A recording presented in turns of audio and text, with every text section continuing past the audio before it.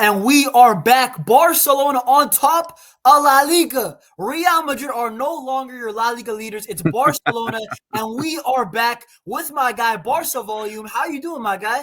It is lonely at the top at this moment. I am so ecstatic for what happened this weekend. I cannot believe what I just saw.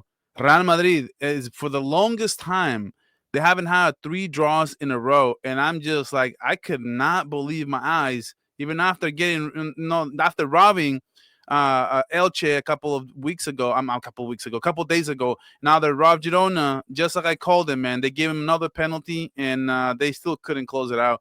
They Hey, couldn't win that game, man. hey, even with penalties, bro, Real Madrid still can't get it. 3 games in a row.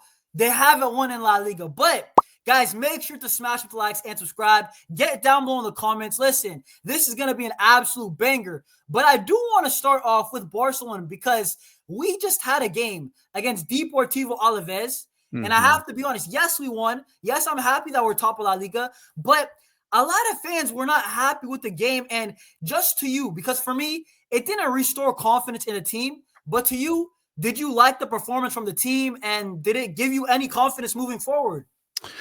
You know what? There's a lot of angles that we can go with this. There's a lot of different things that I can say, especially for what just happened to Madrid as well. Look, man, it seems like we had hit rock bottom already this season. I think Madrid is hitting rock bottom right now as we speak. I mean, 3 draws in a row, it's ridiculous. But Barcelona, they also have their issues of their own. They also have, even though they're not may not be locker room issues, there are intensity issues. And overall, like I'm not happy with the performance that Alaves. But at the end of the day, man, what would you rather? Get not look this bad and get a draw like Madrid did, or look this bad and win? Of course, you're always going to say look bad and win. We'll take the 3 points and we move on. But it seems like we have been saying this for a lot of games. We've been saying, okay, we'll take the points and we move on. But Yeah. as soon as we get a big opponent, then we're gonna have issues. And you know what? A big opponent is coming up on Tuesday in Atletico Madrid. They're coming to our home ground, and they may have a lot of things to say, and they may expose some of those defensive wounds that we haven't been having great defensive performance. Especially, it seems like we had regressed. We have been playing good for the last couple of games defensively, and then after that Celta they give big on the second half, and then against Chelsea we regressed, and then we went back to earth, and now against Alaves they scored in the first minute, and they also had 2 to 3 chances to get back into that game. And I'm definitely not happy it's overall. like, and it was off a corner kick. And listen, I'm not even trying to be negative. This overall was a great weekend. Barca caught up. Actually, the Yeah. last 3 weeks in La Liga technically were all great weeks because Madrid haven't won. They're dropping points, and we're capitalizing, which is a great thing. And it's We have harder. 4 straight units. We have 4 straight wins, and Exactly. we're going up against Atletico Madrid, who have 6 straight wins. Yeah, so it is going to be probably the two hottest teams in La Liga. But my thing with Deportivo Alaves is that we all watch the games and the ways that, Deportivo Alaves just getting behind our back line. And I'm just saying, if that's Julian Alvarez, man, Oh, oh my gosh. Right in the we're in first minute, trouble. also a corner kick or set piece defending against Chelsea and Alaves. Last year, we were not this bad. I know Inter, they scored the set pieces, but last year, throughout the year, we weren't that bad at defending corners. And it's just the same problems. I know we're happy with the dub, but questions have to be asked for me. And I think Barcelona, you know what? There's still a lot of room for improvement. That is the positive. We're getting wins, and there's still a lot of room for improvement. But I do want to say it's about time. I mean, I'm happy Dani Olmo and Lamine Yamal looked a lot better, right? Yeah. Raphinha's back, but I still think there's a lot. But I do want to move on to Hansi Flick because there was a picture going out with him and Raphinha. And It's a Raphinha, video, bro. It's not a picture. It's a video. man, like Hansi Flick looked absolutely dejected. He looks like a guy that he looks like he's broken. And I was like, credit to Raphinha, by the way, for seeing Hansi Flick, right? And he goes over to him and he just like tells him everything's gonna be fine. But I don't know what it is. What was your initial thoughts when you saw that picture with Hansi Flick and Raphinha? You know what, bro? I made a video about this, and it went crazy. Like, I couldn't believe it because when you make content, you're locked in on a camera like after the game on my post game show, basically for the next hour. Excuse me, and then I make a video reaction. That's about an hour and a half. Then once I'm done posting everything, I log back into Twitter and I'm looking at everybody's posting this video from Hansi Flick, and I'm literally looking at it. And I'm like, dude, what is going on? And it was Hansi Flick looking literally defeated, bro. Like Defeated, bro. after a win where we won 3-1, and he literally looked like he was literally just about to quit, bro. Like it was bad. And you know what, man?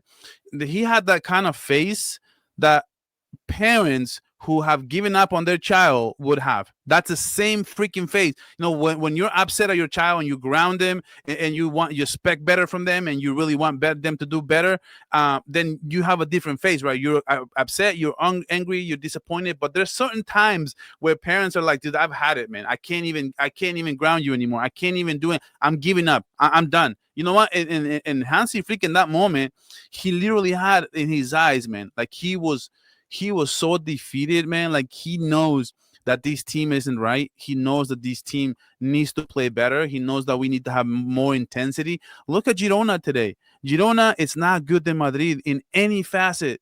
In any facet of the lineup. But you know what? They have the intensity, they have the grit, they have the tenacity to go out there and run for every single ball. And that is how you compete. That is how you win. And that is exactly everything that Barcelona is missing right now. And the only reason why we're getting by is, one, we have a John Garcia, and two, man, we have one of the best offenses in La Liga. And not only one of the best offenses, we have the best offense in La Liga. And we're literally relying on that. And we're not playing good. We don't have great performances. And that is the face of one Hansi Flick just literally being defeated because this team is not playing with enough intensity the way that he wants his team to play.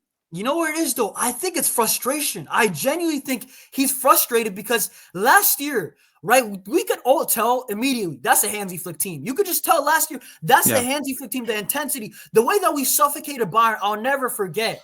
And this year, it's just the hunger, like the desire, and just, guys, anybody, I'm not even trying to be negative, but just watch our game versus Bayern back and the way we pressed, and watch the press against like Alavés, for example. And it feels like Hansi Flick, he keeps talking to the presser, saying the same things over and over again. And I know in the locker room, maybe he's trying to get these guys to press harder, be more intense, but he just can't translate. And this is one of the things about being a coach.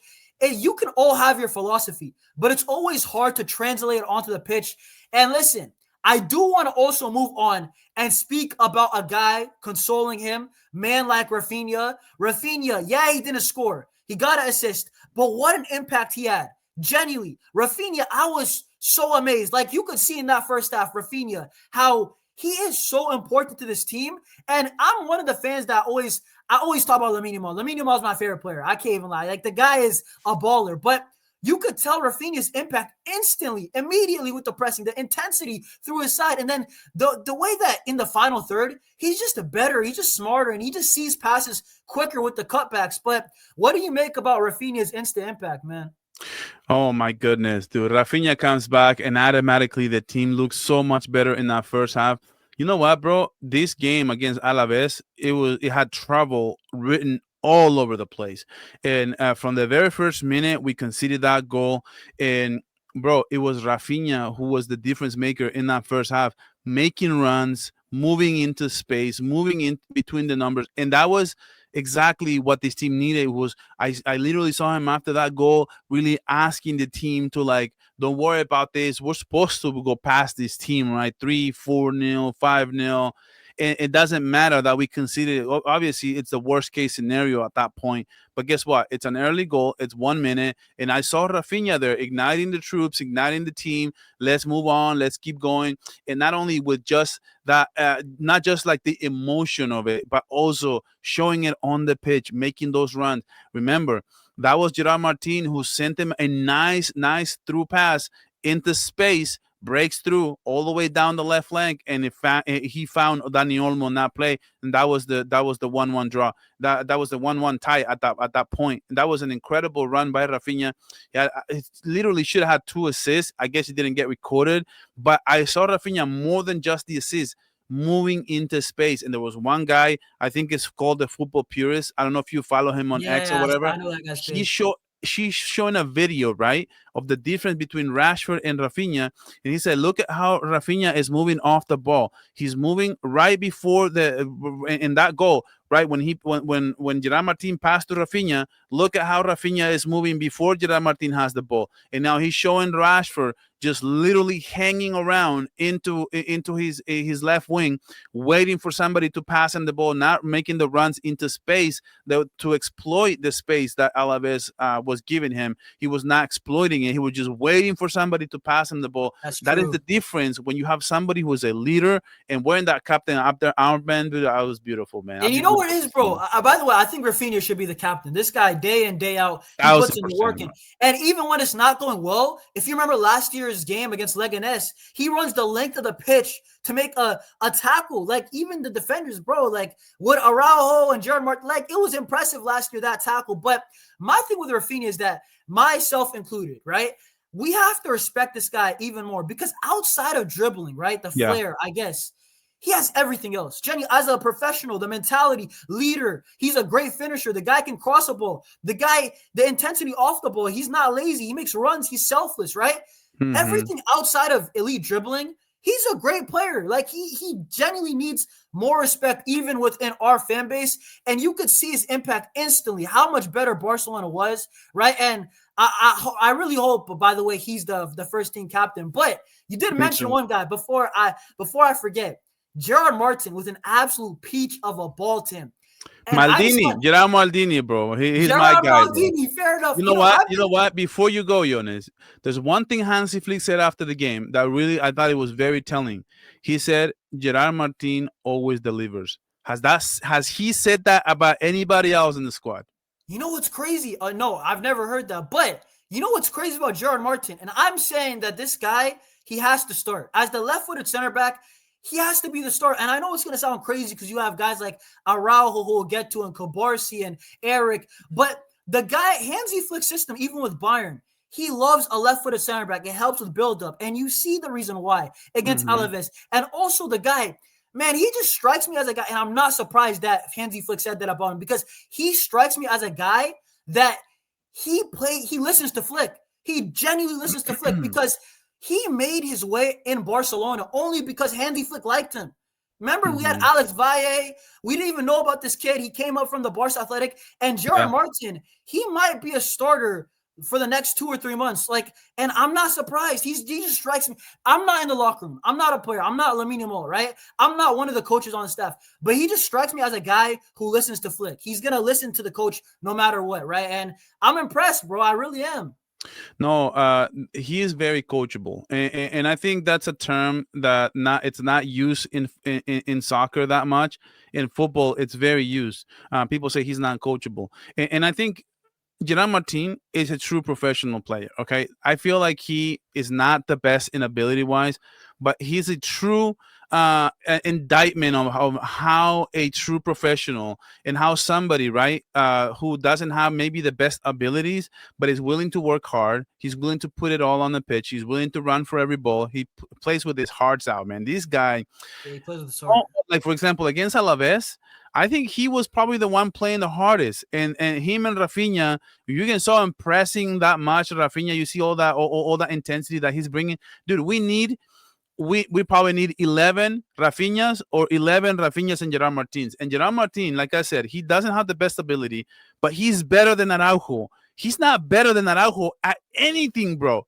But the fact that's the craziest part. The fact that he is performance-wise, it goes to show you how the mental part of a game is just as important as the physical one, because Araujo is better physically. He's stronger. He's faster. He's everything better than Gerard Martin. But performance-wise, he's nothing better, because performance-wise, Gerard Martin is more focused. He's working hard. He's working for every single play, and he has his techniques are just more on point than the one Araujo, dude. But my thing with Martin is that, like, I understand why he's super coachable, because he was a guy that, honestly, he was not supposed to make it. And I've criticized Martin. I've always said, is he good enough? But I have to be honest. I cannot lie to the public. What he's doing, he's impressing me. And I was saying he's arguably our best defender this season. Yeah. Genuinely, I mean, maybe Eric Garcia, but he's in the convo, and I'm just proud of the guy, bro. I'm not gonna hate on a brother if he's playing well. I gotta give credit where credit's due. But you did mention one center back named Ronald Araujo, and the Ronald Araujo situation, it's getting a bit crazy. I've never seen a player take a game off. They said it's a stomach virus, right? And maybe he's gonna miss the Atletico game also, but and that's not official yet. But with Ronald Araujo, I felt bad that mentally, because let's be honest, against Chelsea, you deserve criticism. You got the red card, right? You let your team down, sadly, again in the UCL. And bro, I've been one of your last defenders, but I'm tired of defending you, right? I'm not in on you anymore, right? But I do feel bad for the guy that mentally getting abused, getting destroyed. Like, people are sending threats his way, right? Like, I don't know what it is. I don't know what to say about this Araujo situation. I don't know if he's going to mentally recover from this because he looks broken, man. Like, he just accepted his fate when he got the red card. Usually Araujo argues. He didn't even argue. He just left. He just walked off the pitch against Chelsea, man. Yeah, he knew he made a mistake. Listen, man, I heard this whole thing about the mental health, and I think mental health is very important, and I am for it. I'm all for mental health. I am for helping players get through their mental aspects of the game is very important, like I just mentioned prior. But listen, man, Ronald Araujo and this whole mental thing, I'm not trying to hear it, man. I'm going to be honest with you because, dude, I hope anything that he's dealing with, he can get through it. And I feel like at this point, the best thing that will happen for him is a change of scenery. Another club, leave on a loan, leave somewhere else, go play somewhere else, sell out, whatever it is. I just feel like whatever you have going on at Barcelona, it's just not going to work. It's over. Rip the Band-Aid off. At this point, I'm not trying to hear, oh, let's help him out. Let's not be so critical. Let's not be this. Let's not be that. At this point, to me, I think you just have to speak on the pitch. There's like, okay, if you're going through mental problems, guess what, man? There's 1,000 other players going through same mental problems because they're not delivering on the pitch at the same time. And you don't want to. I don't want this to be a victim mentality type of thing, right? Where he's trying to play a victim, or if he's a victim, if he's in fact a victim, I think he needs to get help, but he needs to start thinking in terms of what is after Barcelona for me, because whatever that is, a change of scenery. Look, man, sometimes all you need is to go to another job, or go to another city. Things are not working out for you. Then you know what? You reset and you do better, and you go play better for another team. Because at Barcelona, this is not happening, bro. You know what it is, though, right? Because I agree. This is like, there's two sides to this, okay? Number one, I agree. Araujo's at fault. And number one, he's supposed to get criticized. You got a red card. You cost your team the game. I agree criticizing Araujo. My only thing is that with Araujo, I will be real. Sometimes we make it seem that it's only Araujo's fault, which this is where I kind of disagree, because this is like where it's too far, right? Yes, Araujo he's always in the scene of the crime, bro. Generally, I feel like if this guy has bad luck, he's cursed. I don't know what it is, but the only thing I'm going to defend Araujo is that a lot of times it's not a scapegoat because he actually does mess us up, but it's like we put so much emphasis on Araujo that we don't put the emphasis on the other guys, and sometimes even the manager. I mean, do you disagree with that? Because that's my only thing, just like step back with Araujo. So I started my match reaction in my post-game show, and I said, you know what? I am not going to let what Araujo did, I'm not going to let off the team off the hook. I'm not going to excuse everybody else just because Araujo took it upon himself to not give us any chance to win this game. And that was literally the truth, because at that point we were down 1-0, and we literally could fight for a draw or fight for a result at the Stamford Bridge. But if you're letting yourself out of the game, then guess what? At the very least, you took away the opportunity to fight for this game that was already an uphill battle to begin with. And guess what? But that doesn't excuse everybody else who's not giving out the same intensity, who's dropping off, Frankie de Jong making mistakes and giving away a transition goal encounter because he missed a pass and things like that, dude, all over the pitch. The defense was being had the whole time. They were finishing up every single play, even prior to Araujo getting sent off. So I'm not just blaming Araujo, but I'm not letting anybody off the hook. I'm talking about the team, and I'm talking about Araujo as well. So everybody, nobody's safe. Araujo doesn't make the big mistake, but I did point out that let's not put this whole thing on him, because even before that game, we were already losing and we were already playing like crap. So we got to call it like Exactly. we see it. Exactly. It's It like was everybody's fault. our defense with and without Araujo has been bad this year, for being honest. And my only thing is that Araujo does not help himself. And the only way, before we move off of this topic, is basically Araujo. The only way you're going to get the Barca fans back on side is you need 3 months, at least 2.5 months of great form. That's the only way, because everybody is bought out. And even then, let's be honest, a lot of people will still have doubts once that big UCL quarterfinal I second think leg it's comes in. time, bro. It's time. It's time, bro. Rip the Listen. band-aid off. Rip the band-aid off. I've said this. Actually, I said this last time he made a mistake. I said rip the band-aid off. It's time. Just let it go. And guess what? We didn't, and it keeps happening. And now, and guess what?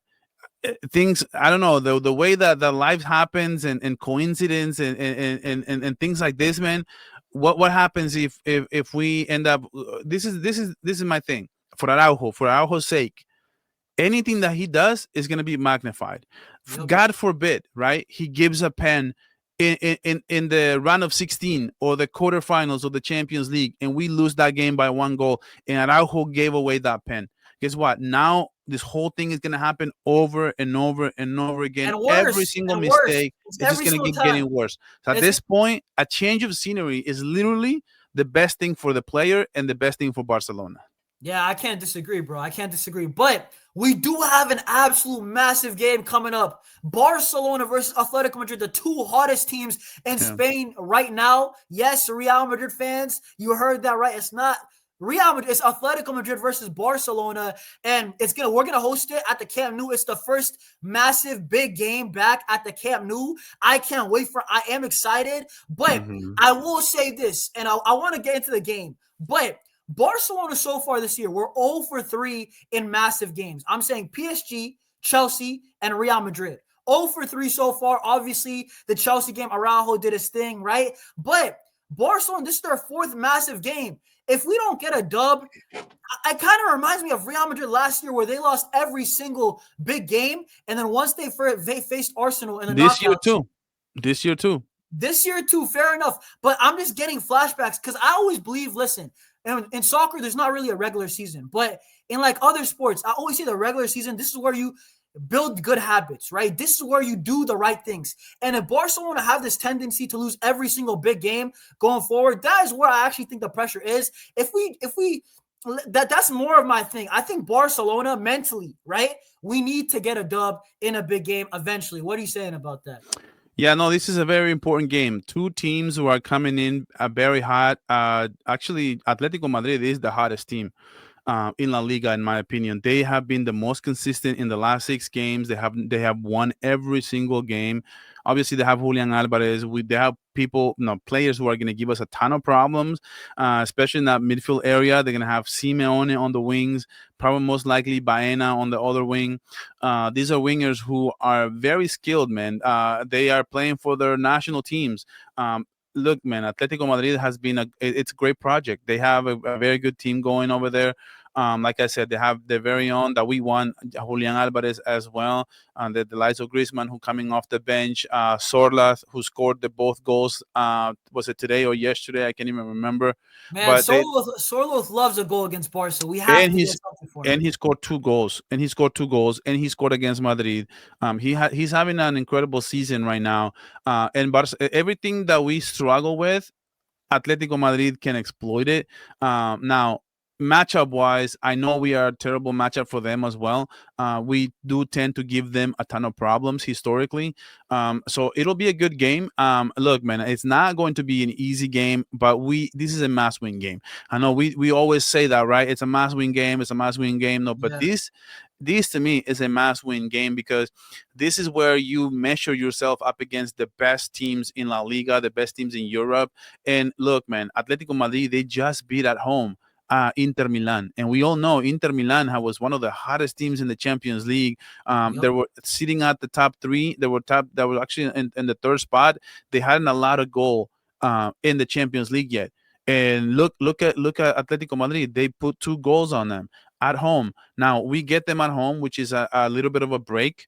It's not going to be an easy game, but I do see where Barcelona can stack up against this team.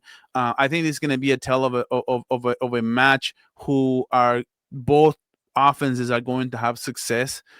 It's going to be a thriller, man. Maybe it may be a 2-2, a 3-2. I see a lot of goals in this game. Yeah, to be fair to you, right? That's not a bad take because the Atletico Barca games last year were amazing. I remember the 4-4. That was a sick game. It was like they start up 2-0, then Barcelona scored 4 straight, and it was unbelievable. And then they score 2 goals after Pedri gets subbed off.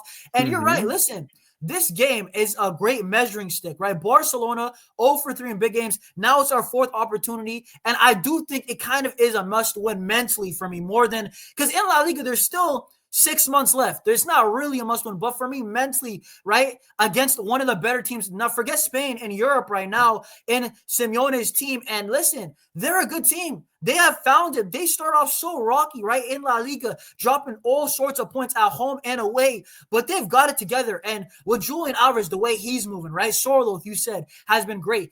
I like a lot of their players. I have to be honest. I think a lot of their players, maybe because they don't play for Barca or Madrid, but they're underrated and they work in his system. And listen, you know what it is? It's like 2 different styles, Simeone and Flick. I think it's going to be a great game, man. I really do. I think there's goals in a 2-2 or 3-2 either way. That's how I agree with you, man. I genuinely do think it's going to be fireworks, man.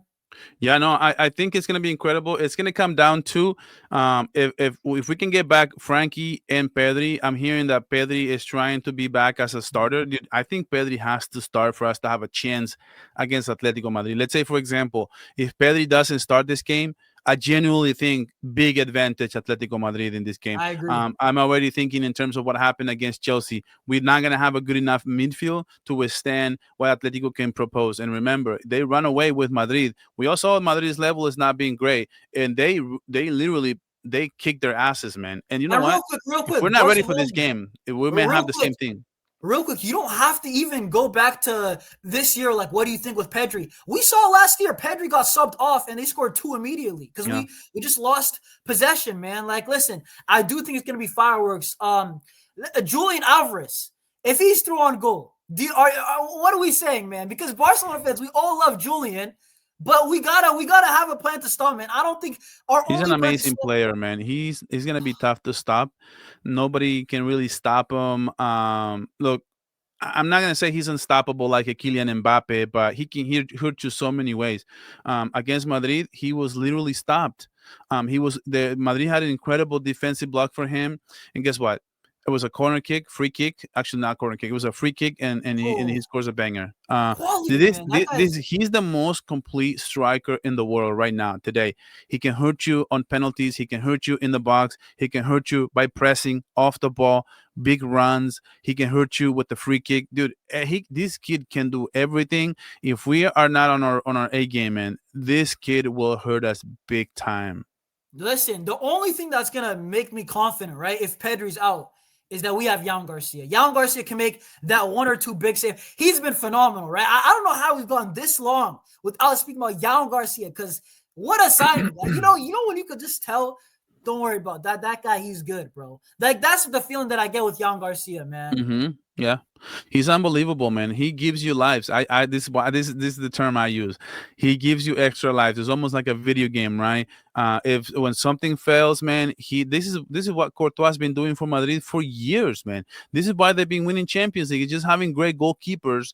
And now that we do have a goalkeeper, now we know how it feels, right? We hit Alaves with a double play. It was 1-1. They have literally a rebound where John Garcia saves it, and the attacker Boye picks up the ball, picks up the rebound, and shoots. And then John Garcia extends his arm, and it was an incredible, unbelievable save. And guess what? The very next play, we went down and scored. That's a double play. Then it should have been 2-1 Alavés, and we would have been in trouble. And guess what? Now, they're feeling disappointed because they just missed that chance against Joan Garcia, and now we scored on them. That's a double play that hurts big, man. That hurts big. I'm not gonna lie. If Barcelona win this game, Yamal Garcia is gonna make that one big save that's gonna matter. But guys, Make sure to smash up the like, subscribe. I hope you guys enjoyed this one with Barca Volume. Guys, subscribe to him. Subscribe to me. Let's try to hit our goals before the year wraps up. 2026 coming soon. I'll see y'all soon. Peace.